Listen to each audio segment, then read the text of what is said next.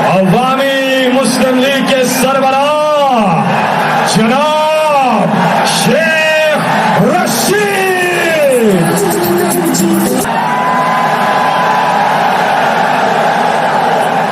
لوگوں آج میں بہت خوش ہوں۔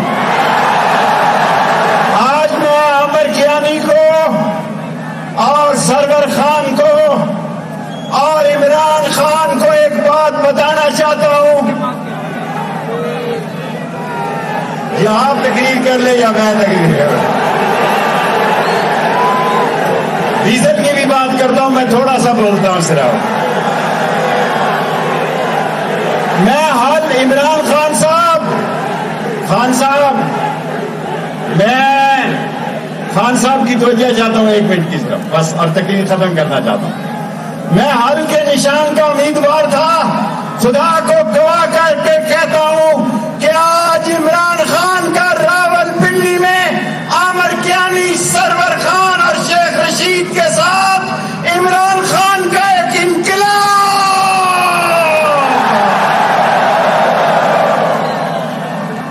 اور چوروں، شہباز شریف کو کہہ رہا ہوں، ڈاکو آصف زرداری کو کہہ رہا ہوں،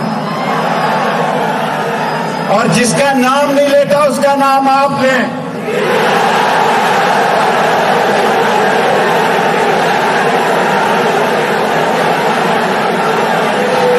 بے ایمانوں، آج عمران خان سارے پاکستان کی آواز ہے، سارے گھروں میں گھس گیا ہے، اور آج ایک چور نے اپنے بیٹے کو چیف منسٹر بنا دیا، ایک چور نے اپنے بیٹے کو وزیر مواصلات بنا دیا، اور اس نے کبھی مسجد کا غسل خانہ بھی نہیں بنایا جس کو وزیر مواصلات بنا دیا، ایک بچے کو وزیر خارجہ بنا دیا بیٹے کو، اور دوسرا ڈیزل اپنے بھائی کو گورنر لگوانا چاہتا ہے کے پی کے میں۔ میں عمر کے اس حصے میں کہتا ہوں کہ میں نے اپنے تمام دوستوں کو السلام علیکم کہہ دیا، میں عمران خان کے ساتھ ہوں، اور ان سب لوگوں کو کہتا ہوں جس طرح پاک فوج سارے ملک کی آواز ہے، اسی طرح عمران خان اب سارے ملک کی آواز ہے۔ اور آج افغانستان میں ڈالر کا ریٹ ہے 87 روپے، پاکستان میں ہے 206.8 روپے، 30% مہنگائی بڑھی، 40%، 45% گیس بڑھی، 55% بجلی بڑھی، 100 روپیہ پیٹرول بڑھا۔ لعنت ہے شہباز شریف تیری حکومت پہ، لعنت ہے شہباز شریف تیری حکومت پہ۔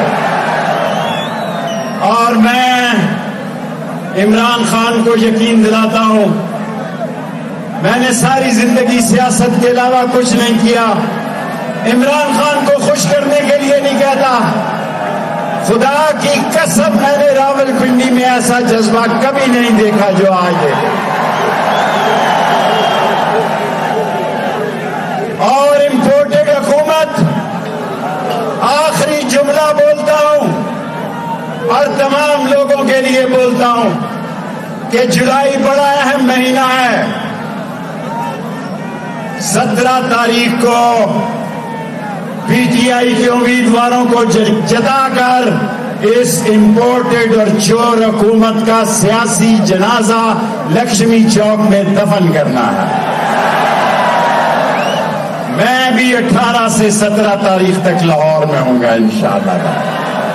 اور لوگوں، لیڈر روز روز نہیں پیدا ہوتے، لیڈر روز روز نہیں پیدا ہوتے۔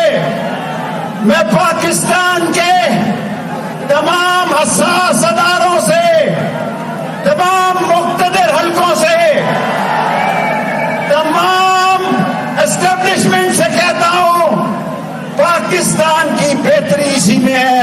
کہ جلدی الیکشن کا اعلان کر دیا جائے، یہ نہیں چلا سکتے ملک کو۔